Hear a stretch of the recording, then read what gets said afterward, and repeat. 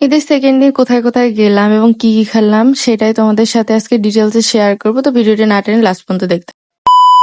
Hello everyone, আসসালামু আলাইকুম। Hope so you are doing well. তোমাদের ওয়েলকাম করছি আমার পেজ গোলমুলুস ব্লগে। কোরবানি ঈদের দিন হয়তোবা সবারই ওই রকম অনেক কাজ থাকে এবং অনেকে বিজি থাকে, সে কারণে বের হওয়া হয় না। তো ঈদের পরের দিন বের হয়েছিলাম। ঈদের পরের দিন বের হব, আমার ফ্রেন্ডরা সবাই অনেক বিজি, কেউ ঢাকায়, কেউ হচ্ছে বাসা থেকে বেরোবো না, কেউ অসুস্থ।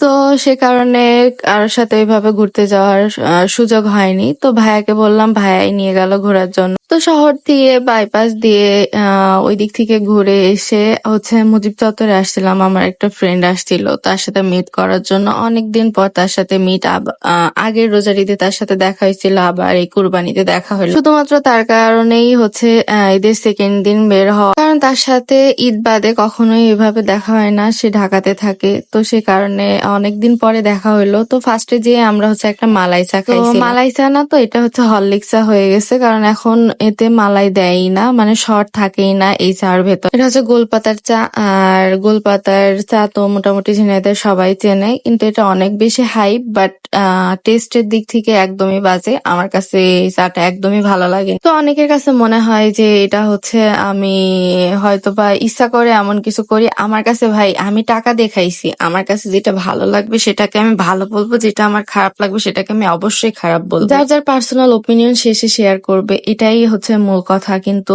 অনেকেই হচ্ছে এইগুলো দেখতে পারে না। তো অনেকের কাছে এইগুলো ভালো লাগে, আবার অনেকের কাছে ভালো লাগে। যাই হোক, কার কি ভালো লাগলো না লাগলো সেটা আমার দেখার বিষয় না। তো আমি আমার কাজে আসি। তো এটা হচ্ছে বৈকাল ক্যাফেতে গেছিলাম। তারপর তো বৈকাল ক্যাফে হচ্ছে নতুন ওপেনিং হয়েছে। তো সেখানে যে ফার্স্টে ভাবলাম যে পিৎজাটা ট্রাই করি। অনেক জায়গায় তো পিৎজা ট্রাই করলাম, এখানকার পিৎজাটাও ট্রাই করা উচিত। তো পিৎজাটা আমার কাছে মানে সব দেখতে অনেক সুন্দর লাগছিল। তা ভাবলাম খাবার খাইতেও হয়তো বা অনেকটাই মজা লাগবে।